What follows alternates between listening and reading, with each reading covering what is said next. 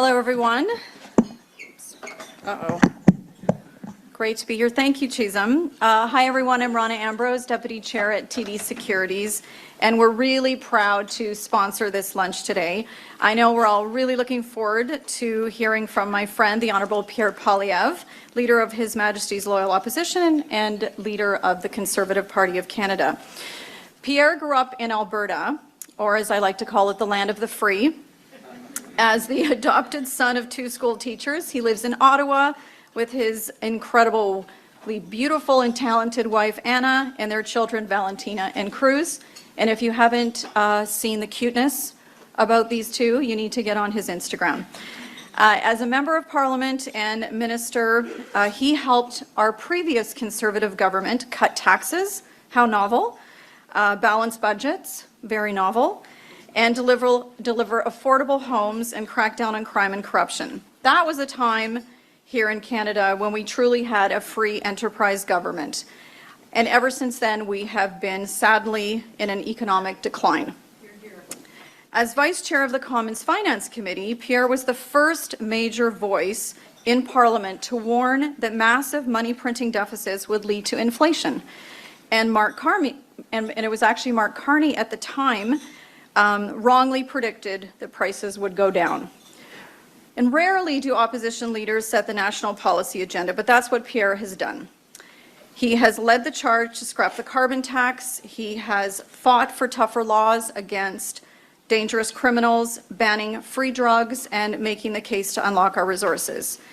And what Pierre has done to grow our party is nothing short of remarkable. In the most recent election, he got more votes than any Conservative leader in our history, the largest share of votes since 1988, adding 2.5 million more votes and 25 more seats than the prior election, all with major gains among young people and working people. And he's just only begun. After Liberals doubled housing costs, inflated food prices, and unleashed crime in our streets, Pierre is fighting back. His purpose is a Canada with strong take-home pay, safe streets, and secure borders in a self-reliant country. When we were serving in cabinet, in government, well, it's probably over a decade ago, I remember Pierre coming to cabinet to do a presentation, and John Baird, the then foreign minister at the time, introduced him by saying, you know, to the Prime Minister, Sir, Prime Minister Poilievre is here to do Minister Poilievre is here to do a presentation. And we all chuckled, but we sort of knowingly glanced at each other because we all knew that one day he would be a Prime Minister. So yes, so we might have to wait a little bit longer for that to happen, but I have no doubt in his abilities to lead this country. So ladies and gentlemen, please give a warm welcome to Canada's next Prime Minister, Pierre Poilievre.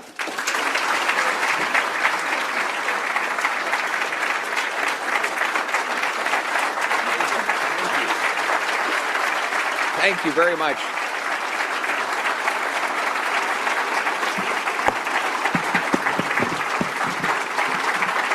Thank you very much. Thank you very much to the great Ronna Ambrose, former minister, businesswoman, former leader of our party, a great Albertan and a wonderful Canadian. And if you have any doubt that she's an Albertan, her husband is a former rodeo rider, and he's right there taking autographs, making autographs afterwards. It's an honor to have you here, Ronna, and it brings back memories of a better time, a time when our country was affordable and autonomous, and when we were able to stand our own 2 feet as an economy. In fact, that is really the theme of my speech today. We are here today gathered at a time when we're in need of both optimism and realism. In fact, it has been said that optimism without realism is a fantasy. Realism without optimism is surrender. I ask today that we do both of these things. We bring forward optimism for what our country can be and realism about where we are today. The good news is that Canada should be the richest, most affordable and autonomous country anywhere on earth. Aujourd'hui, je vous demande de regarder la réalité en face. Je vous demande aussi de ne pas accepter silencieusement cette réalité actuelle. Parce que la bonne nouvelle, c'est que le Canada peut et doit devenir le pays le plus riche, le plus abordable et le plus autonome au monde. We have more resources per person than any country in the history of the world. It should be laughably cheap to buy a house, to heat that house, and to drive a car off its lot. Food prices should be so affordable that price is an afterthought when you walk down the grocery aisle with all the farmland we have. Our mission should therefore be make Canada affordable and safe at home and unbreakable abroad. That is our potential. Now, let's look at our present day reality. On electricity, we have the world's third largest supply of uranium, the most rivers to power hydro, the cheapest natural gas anywhere on Earth to power stations. And yet, this year, for the first time ever, Canada is unable to produce enough electricity to supply itself. We have the fourth most oil anywhere on Earth, and yet we are now importing from Saudi Arabia and Nigeria. We have the most oil in the G7, and we are the only G7 country without an oil reserve. We have the most land, but we have 10 times more land per person to live on, and yet we have the fewest homes per capita in the G7. We have the third most farmland per capita in the world, and yet 2.2 million people line up at food banks every month. That is a 100% increase over the last 7 years. And the bad news, I'm afraid, continues. Under Mark Carney, Canada has the highest household debt in the G7, the most unaffordable housing in the G7, the lowest investment per worker in the G7, the worst food price inflation in the G7, the second lowest productivity in the G7, and the second highest unemployment in the G7.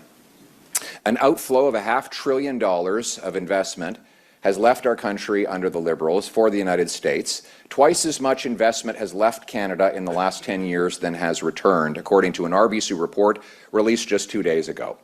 And twice as many Canadians are opening businesses in the United States as in Canada. Let that sink in. Twice as many Canadians are opening businesses in the United States than in Canada. And we got a solution to this problem at the Liberal convention. They want to put a $500,000 exit tax on anyone threatening to leave the country. Any country that feels it must punish people for fleeing is not a place of hope and optimism. The Canadian Federation of Independent Business wrote this week that after a year of Mark Carney, quote, more businesses have been closing than opening in Canada. It's time to admit it. We're in an entrepreneurial drought. High costs, red tape, labor challenges, and never-ending uncertainty discouraging the next generation of entrepreneurs stands in the way. More businesses in Canada have closed than opened for 6 consecutive quarters. More than half of small business owners say they would not recommend starting a business right now. In the second quarter of 2025, exit rates reached 5.6%, while entry rates fell to 4.8%. in Q4 2025, marking some of the highest closure rates and weakest startup activity outside of the pandemic. High costs, taxes, payroll pressures, complex rules, and ongoing labor challenges, also against a backdrop of persistent global uncertainty, all make entrepreneurship more difficult and less attractive. Canada's economic foundations, and I'm quoting here, are crumbling. Governments need to stop papering over the cracks and really focus efforts on policies that improve small business environment. We cannot afford to regulate ambition out of our country. When more than half of small business owners are telling us that they wouldn't recommend starting a business, it is time to listen. End quote. Under these numbers are real lives. Canada's happiness ranking on the Global Happiness Index has gone from 5th in the world 10 years ago to 18th last year, and now we have risen to 25th under Mark Carney. What's worse is that among youth, we rank 71st. There are 70 countries in the world where young people are happier than young Canadians. And we're not just behind the United States, the United Kingdom, and Australia, but we're now behind Kazakhstan, Vietnam, and Moldova.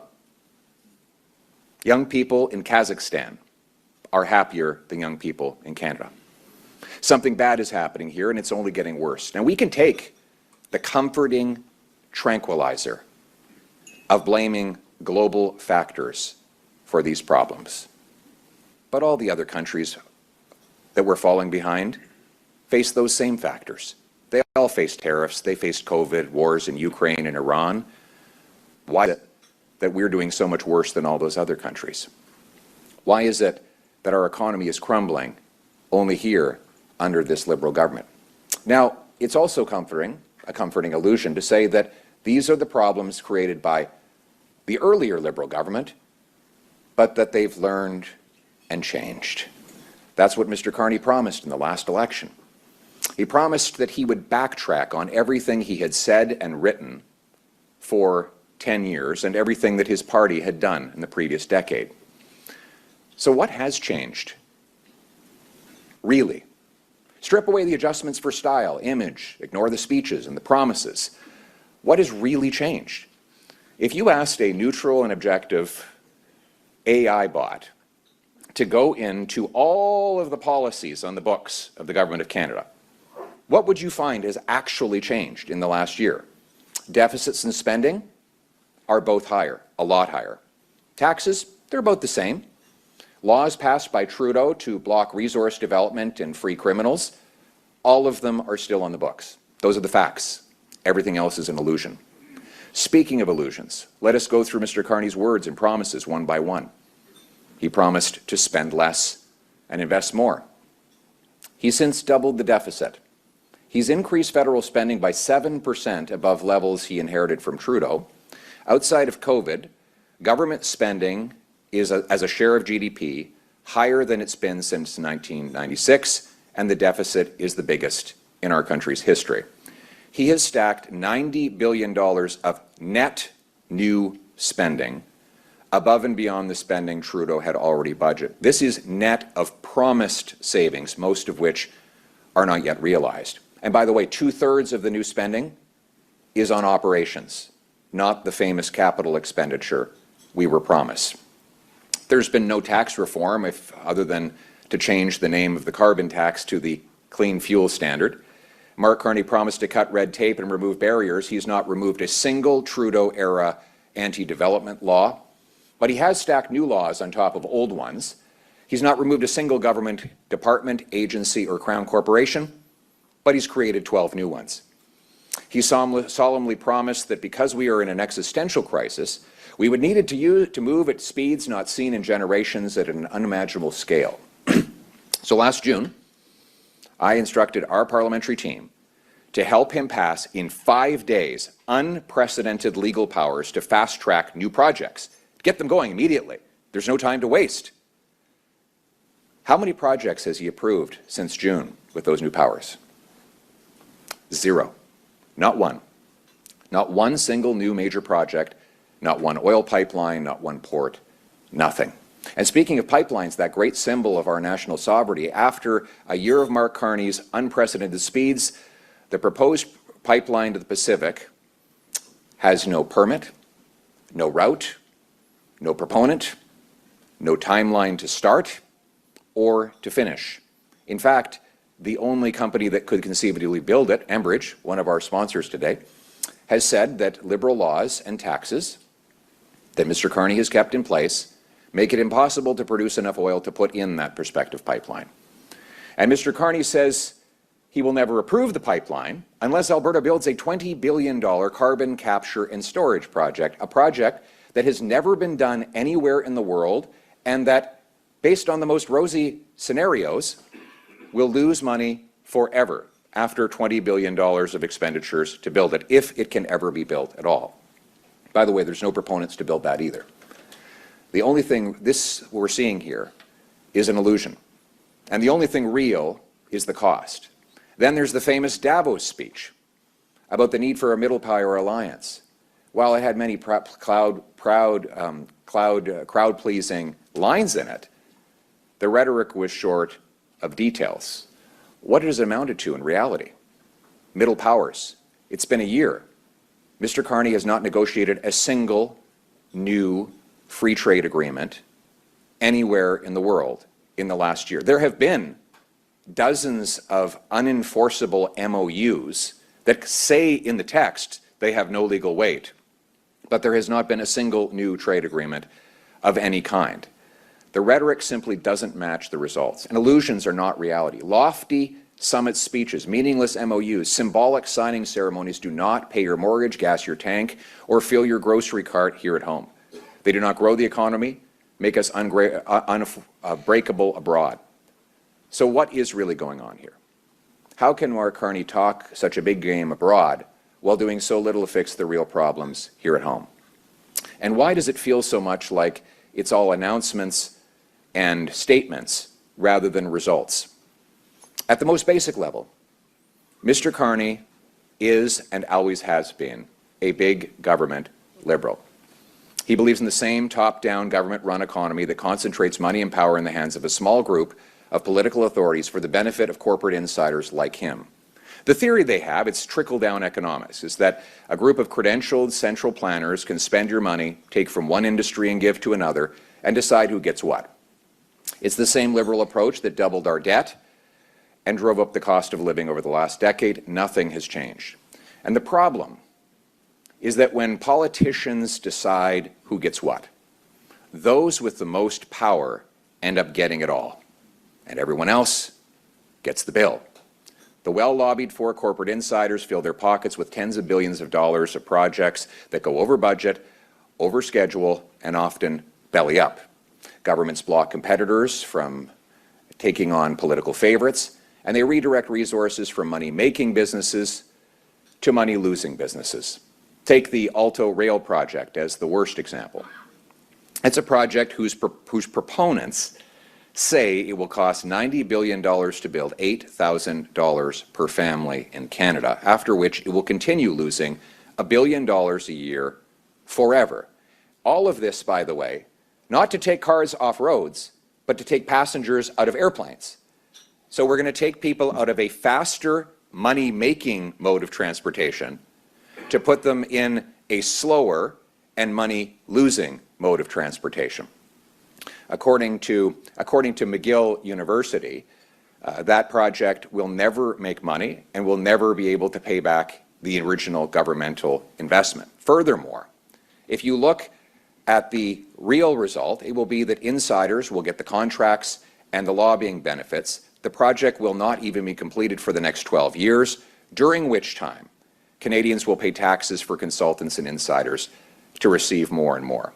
Every time we prop up money-losing projects like this, Canada gets poorer, while a small group of insiders get rich off the grease. And Canada is plunged into a cycle of bad policy to compensate the original bad decision. This is how it works. To pay the cost of a bad investment, the government raises taxes, further slowing economic growth, so it begins printing money. And as money outgrows the stuff it buys, prices rise, inflation grows. Mark Carney not only supports this agenda, he is its global symbol. It's the policy he pursued as a central banker and then as Justin Trudeau's economic advisor. And now that he is Prime Minister, he's doing it all over again. And none of this is to disparage Mr. Carney, who's a perfectly fine gentleman. It's just to point out, and with the greatest respect, that Mr. Carney has been wrong about every major economic issue of the last decade. When he was the head of the Bank of England, he printed money, leaving that country with the worst inflation in the G7 and a housing crisis that deprived an entire generation of youth of home ownership. He wrongly predicted that COVID would cause deflation, that prices would drop, and the result was that he advised governments to print copious amounts of money, giving us the worst inflation in 40 years. And all through 2020, while I was warning that inflation would result from this spending and printing, what did Mr. Carney say in a December 2020 interview, well after the realities of COVID were very well known? He said, "Do I worry about inflation? Look, in the horizon of a normal central banker, 2 or 3 years, the horizon for monetary policy, it is unlikely to materialize to a serious extent." End quote. 2 years later, on schedule, we had the worst inflation in 40 years. I say this because he's doing the same thing all over again. He also wrongly opposed the Enbridge pipeline to the Pacific. He wrongly argued that in his book that we should keep half of our oil in the ground. he founded the Glasgow Financial Alliance of Net Zero, a global coalition whose stated purpose was to financially starve off the oil and gas sector, which employs hundreds of thousands of people in Canada. That alliance attracted enormous attention and considerable prestige, and then it collapsed. Its members fled, and the alliance dissolved. And sure enough, he was gone before the bill came. He was wrong to enthusiastically support carbon taxes and EV mandates. Then he became Prime Minister, claiming that he had changed his mind on those things before bringing them back under different names. Now, his defenders will call them these decisions and these reversals pragmatism, but in reality, it is an illusion. As the London Telegraph wrote, the years Carney spent running the Bank of England were characterized by stagnant growth, stalled living standards, and declining productivity. While there are many explanations for that, the rock star governor clearly did nothing to improve the performance of the British economy. By the time he had left office, Carney had created a mess which his successors have struggled to clear up. Inflation spiked to 11% in the UK, compared to 5% in France and 8% in Italy, all because the bank printed far too much money. The gap between Mr. Carney's boasting and his results is perhaps unprecedented. As Daniel Boorstin said, the greatest enemy of knowledge is not ignorance, it is the illusion of knowledge. And he's doing it all over again here in Canada.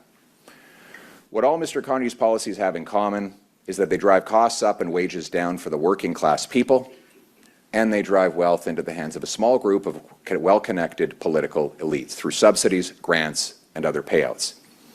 And here's the point, my friends. After a year of Mark Carney, the economy is poorer, weaker, and more expensive than ever before. Toutes les politiques de Mark Carney ont une chose en commun. Ces politiques font augmenter le coût de la vie et font baisser les salaires de nos travailleurs. Tout ça pendant qu'une certaine élite profite avec le baisse coopératif et les subventions. En même temps, après un an des libéraux, on voit que notre économie était en déclin, le coût de la vie augmente plus rapidement et les gens ne peuvent plus payer leurs factures. His plan in government has been to repeat the same top-down, insider-driven policies of centralizing control. Instead of fixing the many boondoggles left behind by Trudeau, he has compounded and layered on top of them. We in Canada believe that there is a better way. But consider the paradox. Mr. Carney keeps in place laws that block resource development. Then he creates new laws to go around the old laws. He puts in a heavy carbon tax on the steel sector, and then he subsidizes the steel sector. He keeps taxing home building, and then he subsidizes home building with a brand new agency. He keeps high taxes on business and investment, and then he subsidizes business and investment. It might seem like a contradiction. In fact, you might reflect on the words of Ronald Reagan when he said, when a liberal sees something that moves, he taxes it. If it keeps moving, he regulates it. When it stops moving, he subsidizes it. Why not just get out of the way?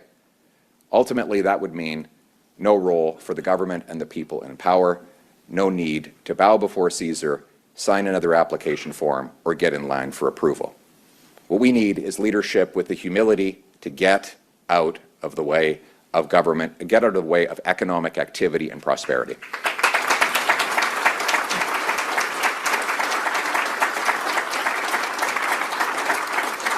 And that is the Conservative approach. The answer is clear. We want Canada to be a free market economy, to unleash the genius and work ethic of the common people, to build affordable, abundant lives filled with home ownership, family, nutritious food, a nation that stands on its own 2 feet and bows before no other. To be an affordable, strong country here at home and unbreakable abroad, and at the same time to have both economic autonomy and free enterprise. These are not contradictions. So often we think the only way to become self-reliant is for government to get involved and run things. In reality, if we want to become more abundant and self-reliant, we need to unleash the free enterprise system, which is the greatest system in the history of the world to benefit the material situation of working people. Now, the work has to be concrete, and our approach and our pillars are fourfold. Affordable, abundant energy, low inflation and taxes, free market competition, national self-reliance. On a beaucoup de pain sur la planche. Et le travail qui attend les conservateurs repose sur 4 piliers. Une énergie abordable, des prix et de l'inflation plus bas, et de plus de concurrence dans le libre marché, et finalement, plus d'autonomie. The first of these pillars is affordable energy, which is the key to defeating poverty and powering our economy. Energy is not a luxury. It is the flow-through price of every single thing we buy. It heats our homes, runs our businesses, powers our farms, delivers all of the goods that we bring through the veins of our country that we call highways, railways, and power lines. When it is abundant, it is cheap to buy, and it is affordable for the people. And everything else becomes abundant when energy is abundant. And that is why Conservatives propose to get rid of all taxes on gas, at least for the rest of the year, so that we can make it affordable for people to get to work, and we can power the transportation of our goods and services. We also understand that in order to have abundant energy, you ultimately need to have that energy come above the ground. We need to be able to power the farmer who harvests in our fields. We need to be able to power the factories that deliver the goods where we need them to go. And we need, in order for that to happen, we need a change in our entire legal system to make it possible. And so that moves me to the issue of the second pillar, which is strong money. Governments that print money destroy its value. Governments that control their money supply and ensure it only grows at the rate of the output in the country allow it to retain value. Money is simply a technology to move value over space and time. And when we keep inflation low, we reward earnings and savings, and that is the way that you protect and grow the purchasing power of your people. We know how to do it. The Swiss are the model. The Swiss have had almost no inflation for 25 years, including during COVID, where it peaked around 3%. Why? Because they do not print money to spend it. They protect the purchasing power of the franc, which, by the way, is the greatest currency on earth. They did this by avoiding out-of-control deficits and returning quickly to balanced budgets. A future Conservative government will do what we did in the Harper era. We will balance budgets, we will keep spending low, and we will keep our money strong. We will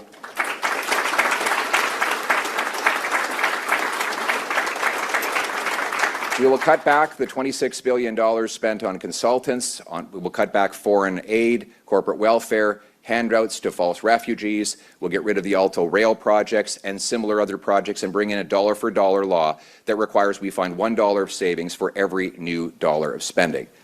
That brings us to our next pillar, free enterprise. Canada was not built by bureaucrats and politicians in control rooms, pushing buttons, turning knobs, pulling strings to, quote, run the economy. It grew because we freed our farmers, workers, entrepreneurs, investors to make their own decisions. Conservatives will cut corporate welfare, the grants, subsidies, and loan guarantees, and use the savings to lower taxes on all businesses. You will no longer have to fill out an application form in order to be a success in life. Instead, you will reinvest your money here in Canada with no capital gains tax whatsoever. Making it capital gains tax-free to reinvest will be a form of economic rocket fuel for our country. We'll take the sales tax off all homes that are sold for under $1.3 million anywhere in Canada, and we will incentivize our municipalities to speed up permits, free up land, and cut development charges. We will cut taxes on work, investment, home building, and energy. And we will also ensure that you as businesses do not have to interact with government in order to succeed. The question you have to ask is, do you want an economy based on carve-outs, handouts, and bailouts, or hard work and competition? Do you want business to make money by having the best lobbyist or the best product? Do you want business to profit by having a chance to please politicians or by pleasing customers? Do you want a political marketplace where corporations compete for wealth through power, or a free marketplace where they compete for customers with lower prices and workers with better wages? In short, do we want a political aristocracy or do we want economic meritocracy? I know which one I want. But we also need self-reliance because we cannot rely on the rest of the world in this increasingly difficult and unpredictable time. And that is why I've bundled our policies in this respect into the Canadian Sovereignty Act, designed to repatriate production to our country and make Canada a magnet of economic activity so that we are always able to provide for ourselves. To be clear, We want to bring production to our country that makes us richer, not money-losing projects that constantly need to be propped up. That is the fundamental difference between the current Liberal approach and ours. For example, while I said we don't want the Alto project, we do want LNG projects. These are money makers. We can be selling natural gas for $11 overseas that it costs us $3 to produce here in Canada. That's why the single biggest infrastructure project in Canadian history approved by Mr. Harper, the LNG Canada Northern British Columbia project, required no government subsidy and yet generated $40 billion of investment. We are going to get out of the way and let more of these projects happen. Conservatives will repeal Bill C-69, the anti-development law, remove the ban on shipping, get rid of the industrial carbon tax to bring back production of steel, aluminum, fertilizer, concrete, cement, gas, and oil. Within the first 2 years in government, we will reduce the paper burden of the federal state by 25% and pass a 2-for-1 law requiring that every time a department brings in one new regulation, it will have to get rid of 2 existing ones, all of which will have to be verified by the Auditor General.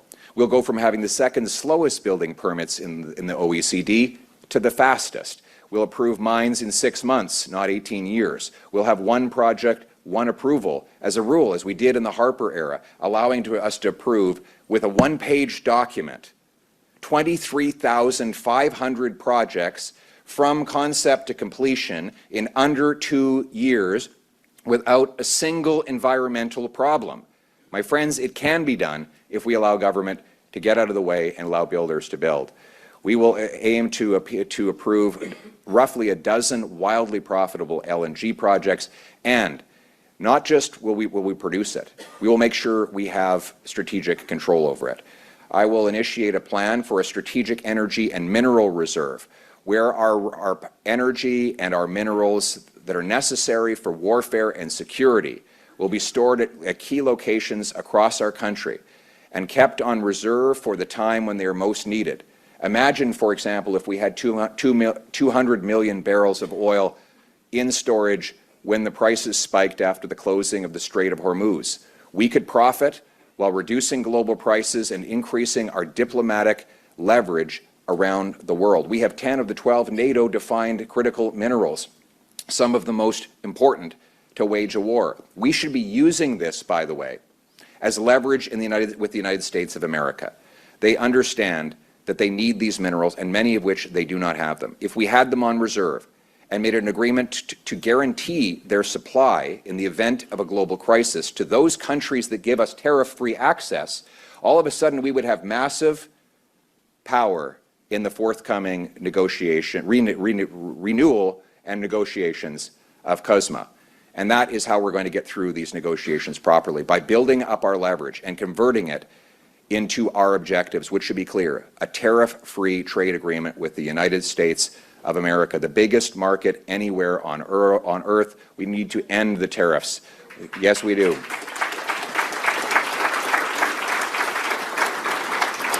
We need to end the tariffs on steel, aluminum, autos, and lumber. We need a tariff-free pact with the United States on automotive capabilities and supply chains, and we need to do it by limiting Chinese vehicles. We will make it clear to the Americans that if they let our vehicles in, we will keep Chinese vehicles out. We need a full exemption to Buy America so that we can supply the U.S. military and government and state-level administrations as well. And we need to relaunch, even if we have to rename, the Keystone Pipeline to move another 800,000 barrels of oil down to the U.S. Gulf Coast. And we have learned that the Americans, they might have hit us with these tariffs in the past, but they just got a lot worse on April the 2nd. In a whole spate of new tariffs that very few people have even talked about, we've seen the American administration now expand aluminum and steel tariffs to apply to unrelated products that are in similar components. And just today I was on the phone with businesses out of Windsor who are going to be hit by $1 billion in that city alone. The tariffs from the United States are actually getting much worse. There is an urgency for the Prime Minister to finally get moving and deliver the deal that he ran on and promised in the last election. There's no more time to waste, no more jobs we can afford to lose. Finally, We've already seen how Mr. Carney was wrong about every major economic issue of the last decade. But he's wrong again about something else, and perhaps even more dangerous. He's wrong to suggest that we can have a permanent rupture with our biggest customer and closest neighbor in favor of a strategic partnership for a new world order with the regime in Beijing. A regime the Prime Minister said himself a year ago was the biggest threat to Canada. Let's get real. We sell 20 times more to the United States than we sell to China. That ratio might change a little bit.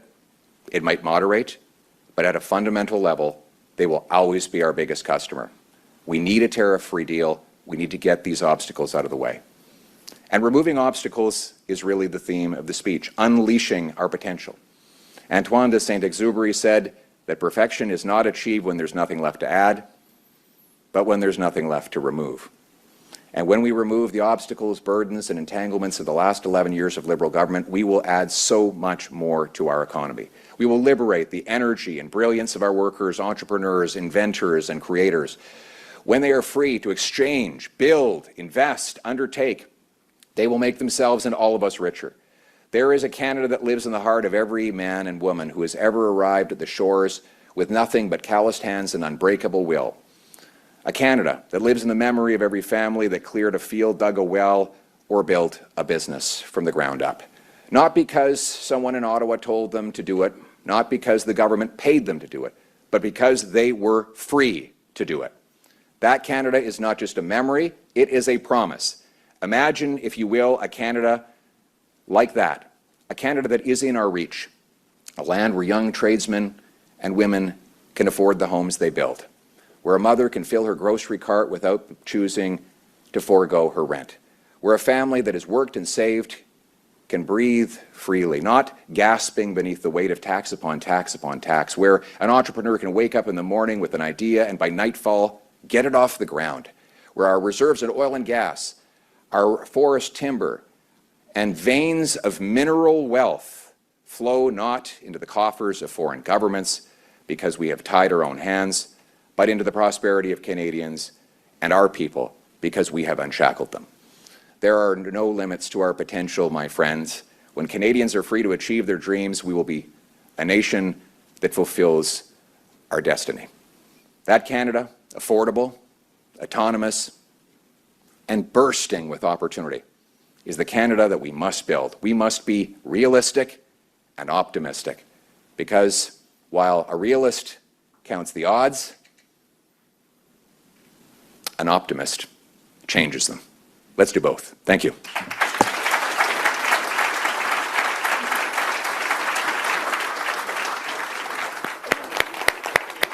Thank you, President. Thank you.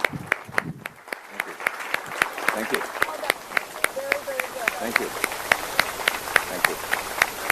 Thank you. Thank you.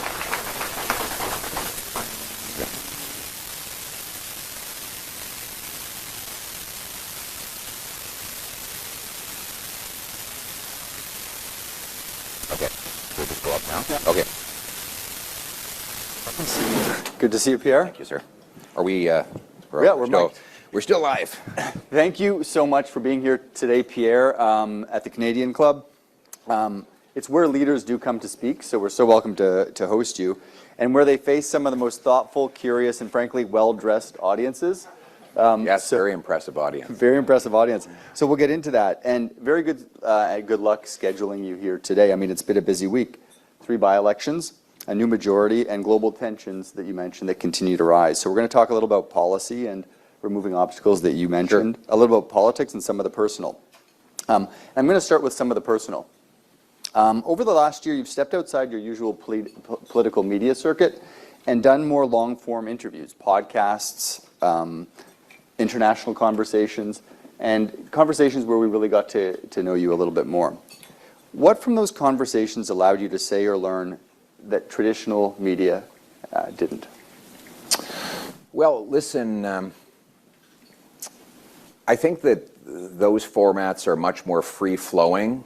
They ask more open-ended questions and leave time for the answer. Sure.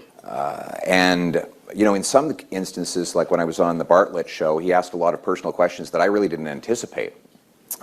We had a brief call with his team beforehand, and they were asking all about our policy agenda and what are the major issues in Canada. So I was sort of cramming all this economic and military data into my brain, expecting that, and then he asked about my childhood and family life, and so a lot of people say, well, what was your strategy in talking about all these things? Sure. Well, I was asked a question, so I answered it. He just caught you. He just asked the questions, and I think those sorts of formats allow people to get to know their leaders better than the compressed sound bites that are unfortunately part of the more traditional media environment. For sure. I heard that interview, and as many others did, I'm sure.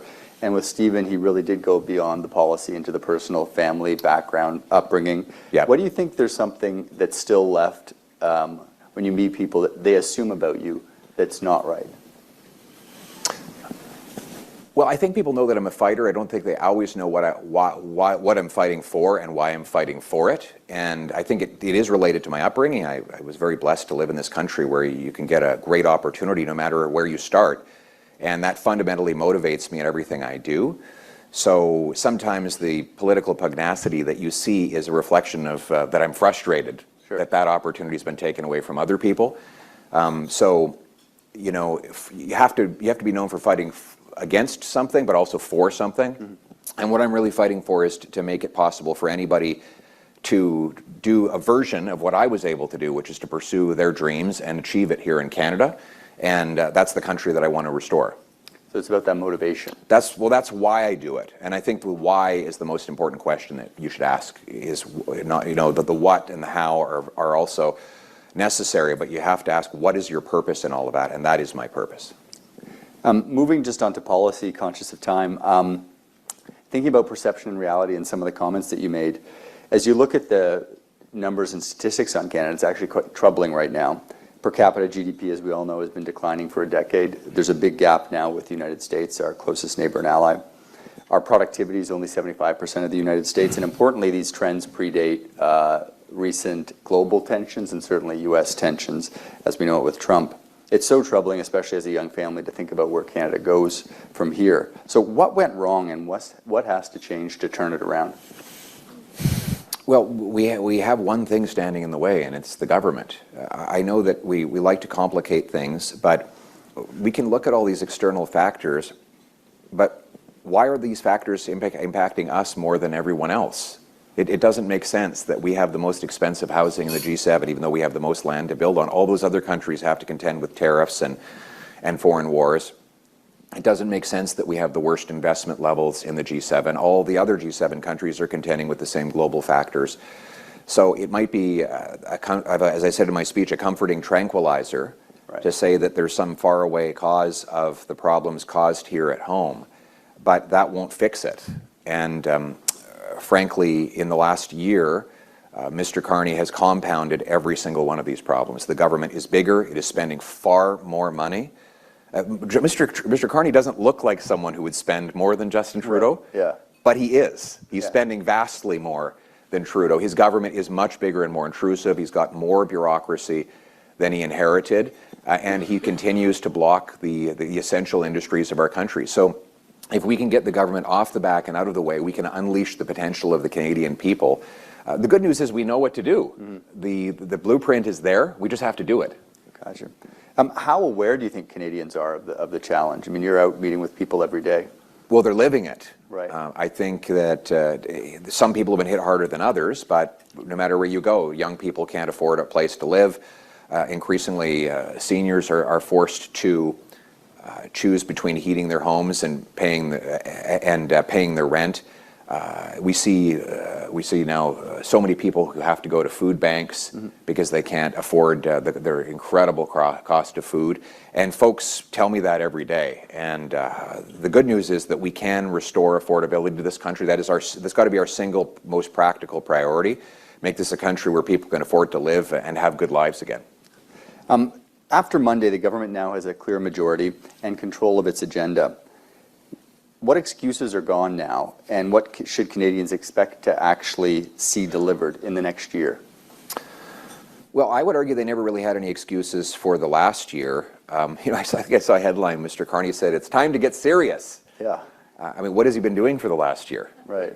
Has he not been serious for the last year? I mean, I thought we were in a very serious time all along. Parliament has given incredible grace to this government. As I said at the outset, we helped Mr. Carney pass a law speeding up projects in 5 days. Yeah. He had no problem passing his budget.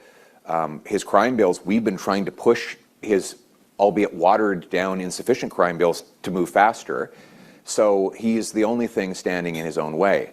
And now that he doesn't even have a rhetorical excuse. And it's going to be time for him to produce.